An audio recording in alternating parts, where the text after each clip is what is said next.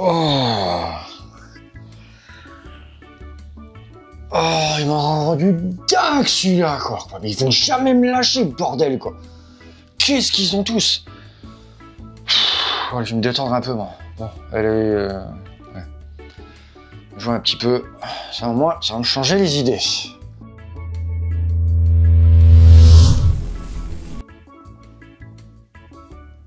Bonjour, je suis la mise à jour. Bonjour. Nous allons jouer à un film. Ah, alors là, non. C'est soit on regarde un film, soit on joue à un jeu, comme dans Saw, quoi. Vous jouez encore avec des seaux à votre âge, comme sur les plages en été? Non, Saw, le film. Donc c'est bien ce que je disais, nous allons jouer à un film. Il existe une multitude de jeux adaptés en film. Ah. Oh non. Oh non, vous allez me proposer toutes les créations d'Uwe Boll, c'est ça? Pas du tout, je ne sais même pas qui c'est. Oh. Bah, j'imagine que c'est une chance. Si nous lancions une partie.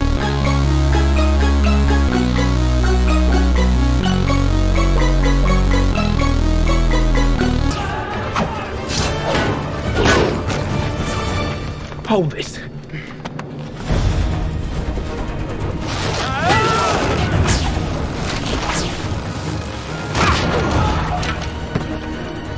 Ancien enfant orphelin des rues, Dastan est devenu un prince perse, assistant ses deux frères adoptifs pour la prise de la cité Alamut. Malheureusement, suite à des accusations concernant la mort du roi, lui servant de père de substitution, Dastan se voit contraint de fuir avec Tamina, la princesse captive depuis la prise de la cité. Au cours de sa fuite, Dastan découvre le pouvoir d'une mystérieuse dague offerte par les dieux. Celle-ci contrôle le sablier des dieux, dont le sable permet de remonter le temps. Cette dague est au cœur d'un complot afin de réécrire l'histoire de la Perse. Prince of Persia est un film américain sorti en 2010 et réalisé par Mike Newell. Ouais, on commence pas par le meilleur, hein. Ce n'est pas non plus le pire. Oui, alors je peux même pas faire de blagues politiquement incorrectes. Ce qui ne serait pas très correct, effectivement.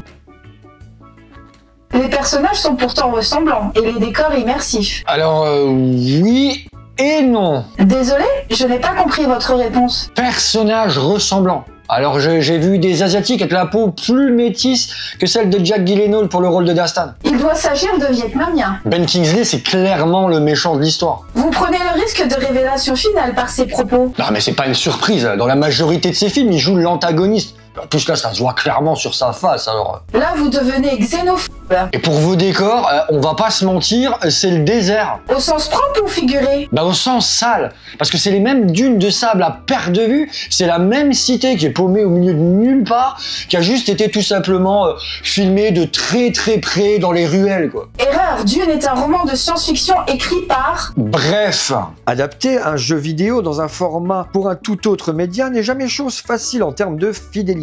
Cependant, il y a toujours de ces libertés prises qui paraissent tellement insensées pour le peu de pertinence qu'elles apportent. Pourquoi la princesse Tamina au lieu de Farah, au même titre que les acteurs plus ressemblants afin de crédibiliser leur rôle? Pourquoi aucune autre menace que celle de l'humain afin de contribuer à l'aspect immersif et dépaysant? Pourquoi créer toute une famille avec des frères sans utilité autour de Dastan et de le désigner comme prince perse alors qu'il a été adopté? Pourquoi faire intervenir aussi tardivement l'élément déclencheur et MacGuffin du film? Pourquoi prendre tel risque et à côté en faire le moins possible, comme de nommer un groupe d'assassins les Assassins? Le film ne raconte rien de suffisamment intéressant pour que je me sente concerné par ce qui se passe, hein. Je veux dire, le héros, il rencontre une héroïne avec laquelle au début il s'entend pas, mais à la fin ils s'entendent bien, et puis t'as les personnages qui se trahissent les uns et les autres, même ceux qu'on voyait venir à 15 000, quoi. Quelque chose de relativement courant pour le cadre histo-géopolitique dans lequel se déroule l'intrigue. Non mais là c'est trahison sur trahison sur trahison. On dirait un sketch des inconnus, quoi. Je ne comprends pas. Les inconnus. Le trio d'humoristes, là, composé de Bernard Campan, Didier Bourdon et Pascal Légissimus. Comment peuvent-ils être inconnus si vous connaissez leur identité? Oh, ça va être long. Déjà que le personnage de Dastan n'est pas des plus sympathiques, celui d'Alfred Molina est l'atout comique pas drôle, avec un humour lourd, sur lequel il se repose uniquement, et qui n'aide pas là encore à se sentir plongé dans l'univers du jeu d'origine. On sentira notamment les répétitions de scènes de combat, si chorégraphiées que même une musique classique de ballet pourrait parfaitement accompagner les images. Certaines phases de parcours sont notables, mais trop peu nombreuses, pour là encore reconnaître connaître le matériau de base. Je vous trouve particulièrement dur avec ce projet signé pourtant Disney. Vous avez déjà vu John Carter? Je suis une IA. Comment pourrais-je regarder un film? C'est moi ou cette IA ne mentionne que ce qui l'arrange? C'est de l'humour absurde. Je n'ai jamais dit que cela devait avoir du sens. C'est con, hein? Pour une intelligence. Vous disiez John Carter, donc? Ouais, bah on en reparlera. Enfin, non. Enfin, j'espère pas. Enfin, non, on en reparlera pas. Bien, enchaînons.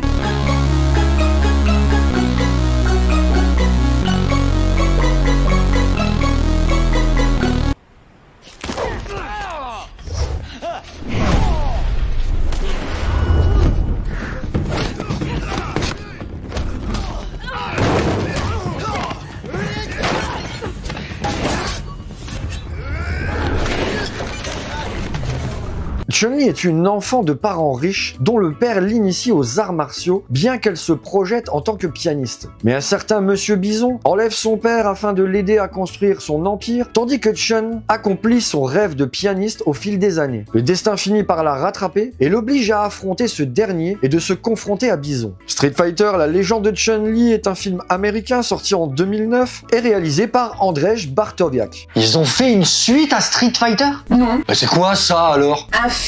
Non mais ça merci, je le vois bien. Hein. Alors pourquoi poser la question? Non mais c'est rhétorique. Mais pourquoi poser la question? Mais comment ça peut exister ça? Eh bien, dans un processus de créativité, mais avant tout alimenté par un intérêt mercantile, un collectif de producteurs décide. Oui, mais non mais ta gueule, hein, parce que c'était juste rhétorique comme question. Ah, Un spin-off centré sur l'intrigue personnelle de justice et de vengeance du personnage de Chun-Li pouvait être une prémisse de base intéressante, quitte à lancer tout un univers cinématographique où chaque film serait dédié à chaque personnage de la franchise. Malheureusement, n'est pas le MCU qui veut, et on se retrouve avec une banale histoire de vendetta sans réel intérêt. l'actrice qui joue Chun-Li n'est ni plus ni moins que Christine Kruk, l'interprète de Lana Lang dans la série Smallville. Eh ben, elle aurait mieux fait de continuer à jouer avec des super-héros plutôt que de jouer à des jeux vidéo, hein, un peu comme Tom Welling, hein, qui avait réapparu dans les séries de la CW. Oui, je me doute que c'est un W, puisque son nom de famille commence par un W. Hein? Il y a aussi dans le rôle de Balrog Michael Clark Duncan. Big Mike, mon voisin le tueur! Alors dans ces cas-là, je pense qu'il serait préférable d'alerter les autorités compétentes. Non mais ça aussi, c'est le titre d'un film. Et d'ailleurs, il a joué aussi avec Bruce Willis et Ben Affleck dans Armageddon, et il a interprété John Coffey dans La Ligne Verte. Il a aussi fait face à Ben Affleck en tant que Wilson Fisk, dit le caïd dans Daredevil. Oui, bon, personne n'est parfait. Dans le rôle de Charlie Nash, nous avons Chris Klein. Mais non, Oz! Eh bien, j'ose vous le dire. Mais non, Oz dans American Pie! Je ne saurais dire. Je ne peux consommer de produits organiques en tant qu'intelligence artificielle.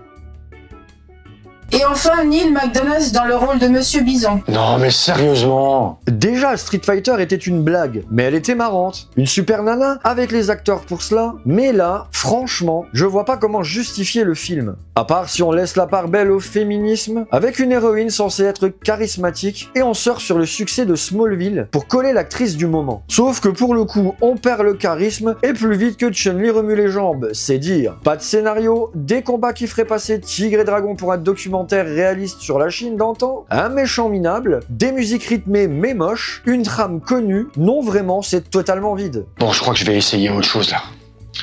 Un autre jeu de combat. Ouais.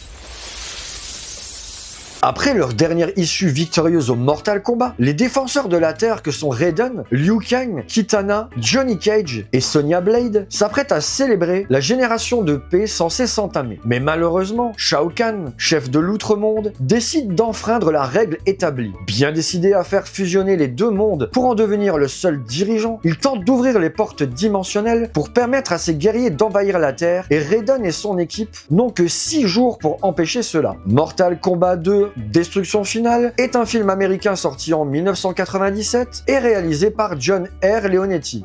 J'aurais préféré que ce soit ou la suite du jeu ou la suite du film de 2021. Il y a un jeu Mortal Kombat? Mais évidemment, mais c'est vous qui me l'avez proposé. Je pensais à combat avec un C. Oh, bah moi, du moment qu'il y a Cricri...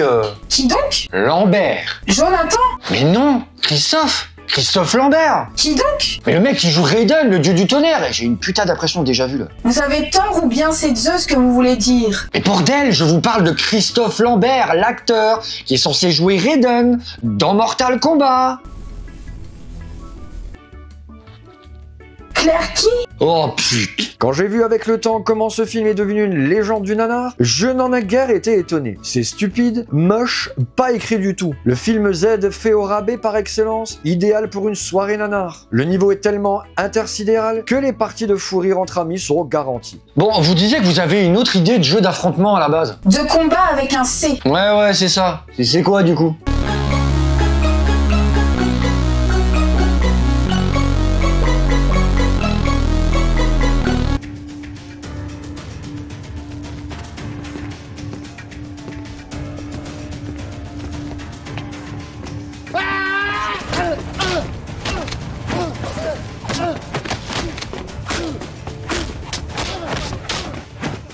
Retrouvé amnésique dans une chambre d'hôtel, un certain Kazuya cherche et tente de comprendre qui il est, où il se trouve et comment il en est arrivé là. Lorsqu'une équipe d'intervention tente de s'en prendre à lui, cela déclenche en lui des réflexes instinctifs d'arts martiaux, ce qui lui fait comprendre qu'il est plus important qu'il ne le pense. Il s'agirait d'un assassin engagé par une organisation secrète. Et c'est pendant une mission visant à éliminer un dénommé Brian Fury que Kazuya s'aperçoit que la cible pourrait l'aider à découvrir sa véritable identité et comment il en est arrivé là. Tekken 2, La vengeance de Kazuya, est un film américain sorti en 2014 et réalisé par Witch Kaozayananda. Et ça aussi, c'est un spin-off? Tout à fait. Mais ça s'appelle quand même Tekken 2.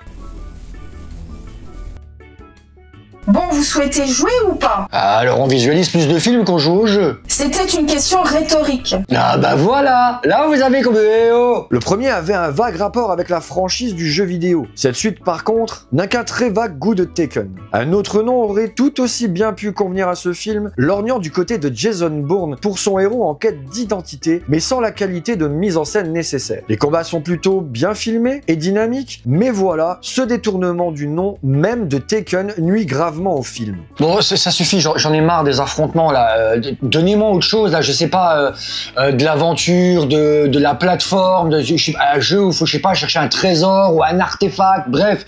Envoyez-moi en exploration, genre Tomb Raider avec Lara Croft. Une aventure avec de l'exploration? J'ai certainement mieux.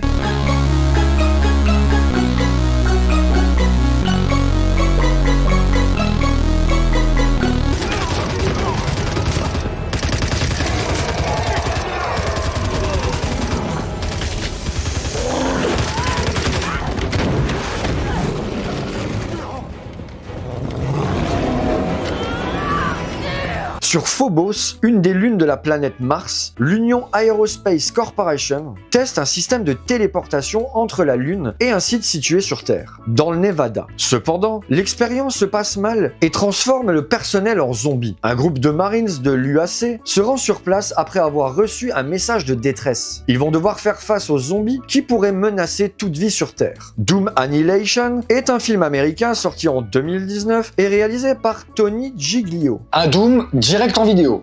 Vous êtes sérieux là? Non, je suis une IA. Non mais je veux dire, c'est pas sérieux de proposer des films comme ça. Et en quoi cela vous dérange? Et déjà le premier n'était pas considéré comme digne du jeu original, hein. Alors une suite, comment ça peut même exister? C'est là encore une question rhétorique? À votre avis? Alors tout d'abord, il faut qu'une idée de scénario ou de script émerge dans l'esprit d'une personne pour ensuite aboutir. Non mais ta gueule. Une équipe de winners avec des armes d'airsoft ou tout droit sorties d'un laser game, du make-up de chez Jour de Fête, dans des couloirs et des couloirs. Voilà tout ce que vous proposera ce film. Une protagoniste répondant au doux nom de Joan d'Arc, subtile référence qu'un enfant de 5 ans associerait comme flagrant quand on pense que les scénaristes voulaient une nouvelle Ellen Ripley ou Sarah Connor, une sous-intrigue autour de sous-vêtements disparus, des sidekicks comiques pas drôles, et évidemment un méchant qui est très méchant parce que c'est chiant d'être gentil. ID Software, la firme qui a fait le jeu original, n'a même pas été appliquée dans le projet et d'ailleurs s'en est complètement désolidarisée. C'est vous dire à quel point personne ne voulait de cette suite. Ah oui, quand même. Au moins j'ai appris un truc. Et quoi donc? Qu'il y a quand même des types de films annonçateurs de futures catastrophes, du genre extrême, évolution, ultimate, ma femme préfère le voisin ou encore annihilation. Les dialogues racontent l'évidence, des effets spéciaux sortent d'orifices mal placés, les monstres sont des humains en costume, le tout monté avec une qualité vidéo même pas digne d'un programme sci-fi. Eh bien sur ce, je peux disposer et vous laisser vous amuser à vos futilités vidéoludiques. J'étais pas venu pour souffrir, ok? Alors pourquoi rager sur des créations censées divertir? Et vous, pourquoi vous êtes pas plus intelligente que tout ça? Ah, on dit plus rien là, hein? Eh ben ça y est, je suis tranquille. Je viens vraiment d'avoir une conversation avec ma télé là. Oh. Salut Flo, alors, quoi de neuf? Allô, Bifiz? Écoute, il faut qu'on se voit. Le plus tôt sera le mieux.